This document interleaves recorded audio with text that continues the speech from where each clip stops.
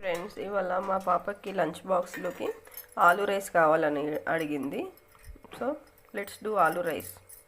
దీనికోసం ఈ table spoons ఉంటాయి కదా ఆయిల్వి, దీంతో 3 స్పూన్స్ ఆఫ్ ఆయిల్.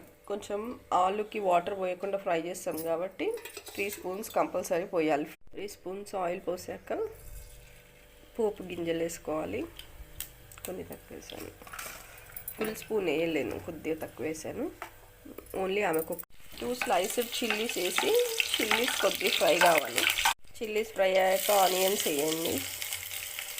ఒక big normal size onion slice వేసిన.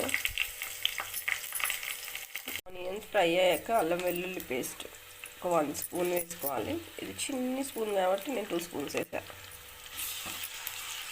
1/2 స్పూన్ టర్మరిక్ పౌడర్, ఇది చిన్ని స్పూన్ అండి, అందుకే 1/2 స్పూన్. ఇప్పుడు కరివేపాకు కొద్దిగా వేస్తున్నాను. మా పాప ఎక్కువ వేస్తే ఇష్టపడదు కరివేపాకు. ఇప్పుడు చెక్కు తీసి సన్నగా తరిగి పెట్టుకున్న ఆలు పీసెస్ వేసేసుకోవాలి.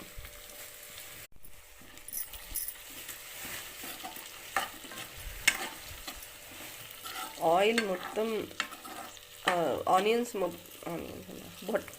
ఆలు పీసెస్ మొత్తం ఆయిల్లో బాగా ఫ్రై కావాలి కాబట్టి సిమ్లో పెట్టి మంచిగా కుక్ చేయండి. లాస్ట్ కుక్ అయిన తర్వాత లిడ్ క్లోజ్ చేసి సిమ్లో ఉడికిద్దాం. ఓకేనా?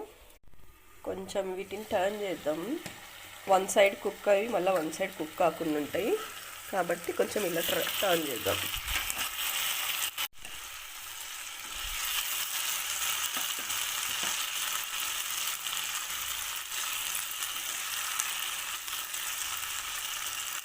త్వరగా ఫ్రై కావడానికి కొద్దిగా సాల్ట్ యాడ్ చేద్దాం ఫ్రెండ్స్. సాల్ట్ యాడ్ చేస్తే త్వరగా ఫ్రై అయిపోతాయి. మనకు కర్రీ కావాల్సిన సాల్ట్ యాడ్ చేసుకోండి. లిడ్ క్లోజ్ చేసి ఉడికిద్దాం.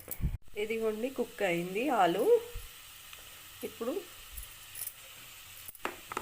స్పైసెస్ యాడ్ చేద్దాం. కొద్దిగా కారం, ఆల్రెడీ మనం సాల్ట్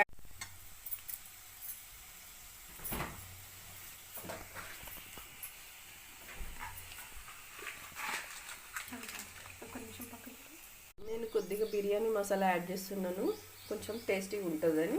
ఓకేనా? ఇదిగోండి ఇంత బిర్యానీ మసాలా. ఓకే, కొద్దిగా కొత్తిమీర యాడ్ చేసేయాలి.